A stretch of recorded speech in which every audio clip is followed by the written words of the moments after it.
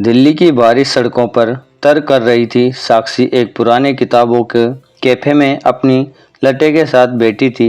एक किताब खुली थी मगर उसकी नज़रें पन्नों पर ठहर नहीं रही थी। उसका दिल कहीं और था, शायद उन सपनों में जो रंगों और भावनाओं से बने थे।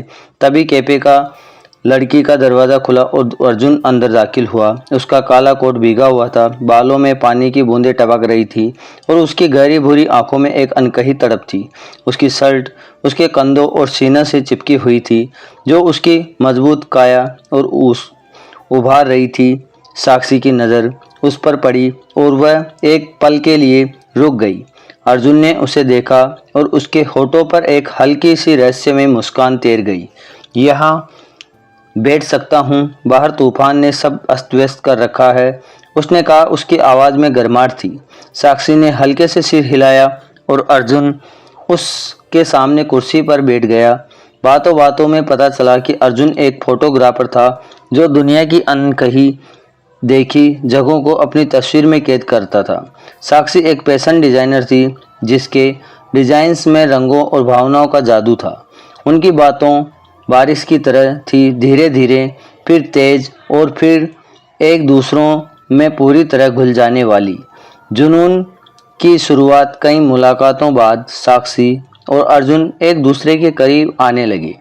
एक रात जब दिल्ली में मूसलाधार बारिश हो रही थी, अर्जुन ने साक्षी को अपने छोटे से स्टूडियो अपार्टमेंट में बुलाया।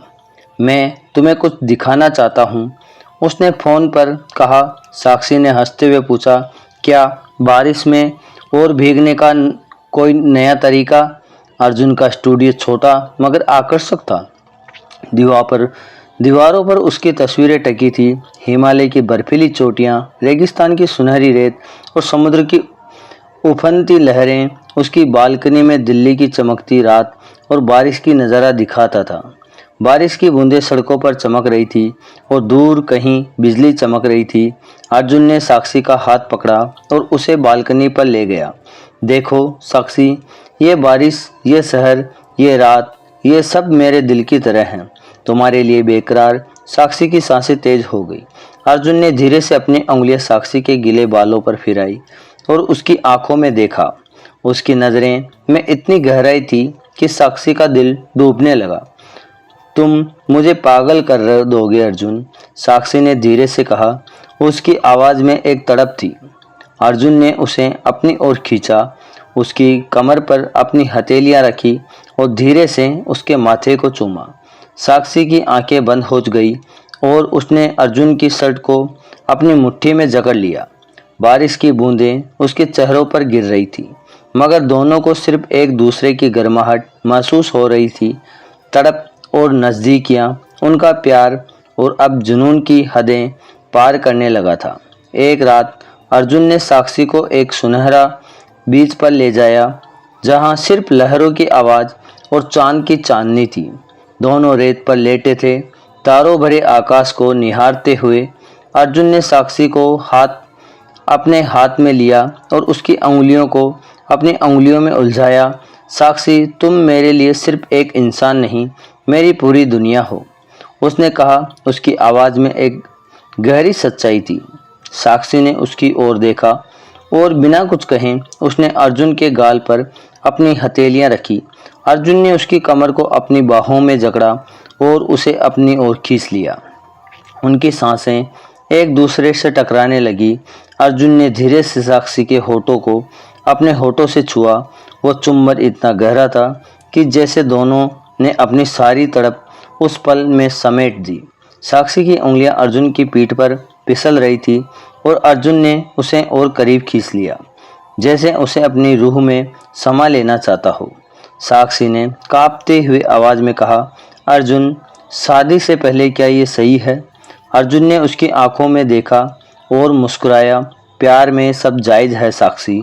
अर्जुन की उंगलियां धीरे धीरे साक्षी की साड़ी के पल्लू के सरकाने लगी। उसने साक्षी की कमर पर एक गहरा चुम्बन दिया, फिर उसके कंधों पर एक, फिर और उसके होठों पर। साक्षी की सांसें और तेज हो गई। अब और इंतज़ार नहीं होता अर्जुन, उसने फुसफुसाते हुए कहा, जल्दी करो, मुझे तुम्हारी ज़रूरत है। अर्जुन ने उसे और कस लिया अपनी बाहों में लिया और उनके बीच का जुनून रात की चांदनी में और गहरा हो गया। साक्षी ने कांपते हुए कहा, अर्जुन और करीब और जोर से। बिछड़ने की आहट, मगर प्यार की रात में कांटे भी थे। साक्षी के परिवार ने उसकी शादी एक बड़े बिजनेसमैन से तय कर दी थी। साक्षी ने इसका विरोध किया, मगर उसके पिता ने साफ कह दिया, अर्जुन जैसे आज़ाद परिंदे के साथ तुम्हारा भविष्य नहीं है। साक्षी ने आखिरी बार अर्जुन से मिलने का फैसला किया। वह उसके स्टूडियो पहुंची, जहां वह अपनी उंगलियां अगली यात्रा के लिए तस्वीरें तैयार कर रहा था। साक्षी ने रोते हुए उसे गले लगाया, मैं तुम्हारे बिना नहीं रह सकती अर्जुन, मगर मेरे पास कोई रास्ता नहीं है। अर्जुन ने उसका चेहरा अपने हाथों में ले लिया, उसकी आंखों में देखा और कहा, साक्षी, मेरे लिए जीने की जरूरत नहीं, मैं तुम्हें कभी बंधन में नहीं बांधूंगा। उसने साक्षी की कमर को फिर से अपनी बाहों में और जकड़ा और उसके होठों को अपने होठों से छुआ। इस बार का चुम्बन तड़प और जादुई का मेला था। साक्षी की उंगलियां अर्जुन के बालों में उलझी थी और उनके आंसू एक दूसरे के घुल रहे थे।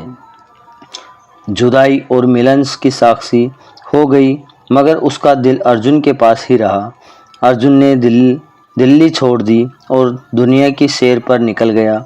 अपनी हर यात्रा में वह साक्षी के लिए एक पत्र लिखता, जिसमें उसकी तड़प, उसका प्यार और उसकी यादें होती थी।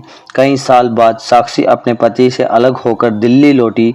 उसने सुना कि अर्जुन एक किताब लिख रहा था, जिसमें उसकी यात्राओं की तस्वीरें और कहानियां का जादू था। साक्षी उससे मिलने गई। अर्जुन अब पहले से ज़्यादा शांत था, मगर उसकी आंखों में वही जुनून था। साक्षी ने उसका हाथ पकड़ा और कहा, तुमने मुझे कभी बंधन में नहीं बांधा, मगर मैं तुम्हारे बंधन में ही आज़ाद थी। अर्जुन ने उसे अपनी बाहों में खींच लिया, उसकी कमर पर अपनी उंगलियां फिराई और धीरे से उसके होठों को चूमा। यह चुम्बन उसकी जादुई के सालों को पिघला देने वाला था। साक्षी ने उसके सीने पर सिर रखा और कहा, अब कोई मुझे तुमसे अलग नहीं कर सकता।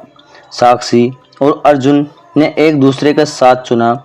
वे उसी बीच पर लौट आए जहां उनका प्यार परवान चढ़ा रहा था।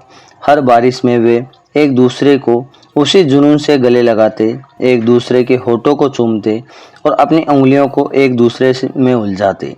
उनका प्यार आग और बारिश का मेल था, जो कभी नहीं बुझा। आपको ये कहानी कैसी लगी, कमेंट में ज़रूर बताएं। सबसे अच्छी बात, जो आपका सपोर्ट है मेरे साथ, उससे मुझे मोटिवेट मिलता है। तो प्लीज़ लाइक एंड सब्सक्राइब करना ना भूलें। धन्यवाद। ऐसी रोचक कहानियाँ मैं आपके लिए लाता रहूँगा।